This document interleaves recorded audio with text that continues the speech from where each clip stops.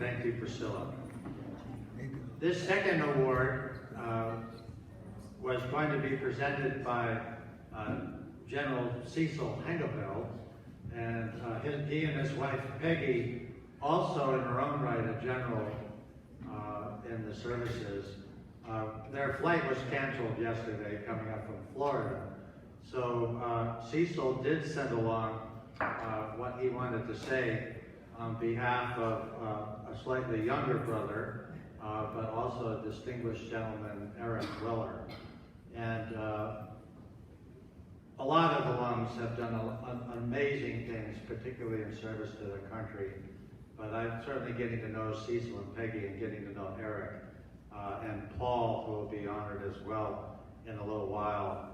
Just a real outstanding gentleman, and our country, in terms of what it does, its witness to the world and trying to stand for peace and things like that, but also in strength, that a lot of these gentlemen coming out of the school to serve in such a distinguished capacity, and a sacrificial one at that. Families know more about that than any one of us can.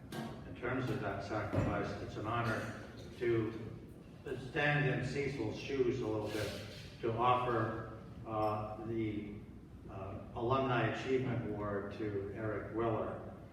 And Cecil says this: as a 1964 graduate of CFS and retired Army officer, I am proud to be present as these Air Force and Naval officers are recognized for their contributions to our country and the legacy of Church Farm School. Church Farm School was founded as a school where boys could develop their minds and bodies and grow to productive, meaningful adulthood. A 1974 CFS graduate, Major General Eric Weller, personifies the wisdom and foresight of the Colonel, the Reverend Dr. Charles W. Schreiner, the school's founder. Eric entered CFS the fall of 1968 as a 7th grader. He became a team member through his CFS sports experiences. He lettered in soccer, basketball, and tennis in multiple years. He was even promoted to the KSAC All-Star Soccer Team of 1973, 50 years ago.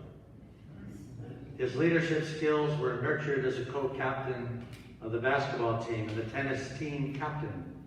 I assume he refined his negotiating skills during his time on the student council and pit committees. Maybe you can explain the pit committees. Apparently, his poise, sparkle, and inventiveness was refined during his 1973 experience in the CFS talent show. And Cecil does not say what that talent was, but it must have been memorable. Last but not least, Eric was also captain of the Maroon Society, one of the two school colors. You can see their banners behind me, the maroon and gray. Eric embodies the ethics of CFS, the Air Force, and the nation. You can see from Eric's bio that throughout his military career, he has accepted and excelled in ever-increasing challenges and responsibilities. I believe Eric's time here at CFS prepared him to accept responsibility, to challenge himself, to be dedicated to excellence, to be part of a team effort, but most of all, to help others succeed.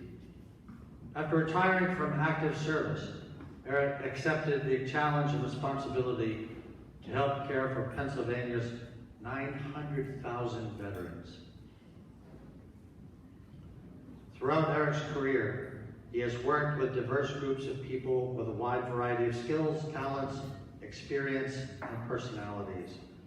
Again, Eric's ability to understand and recognize the desire of people to be successful comes from his CFX experience, where teachers and administrators alike demonstrate their daily commitment for each and every CFS student to succeed in life by developing their minds and bodies and grow to be productive, meaningful adults.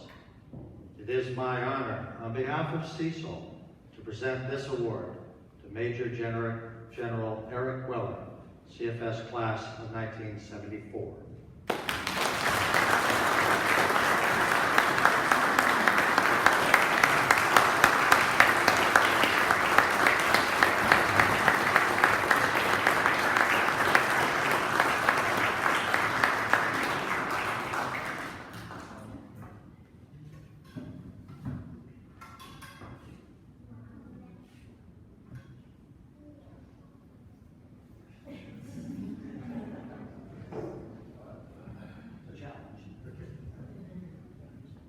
president escaped.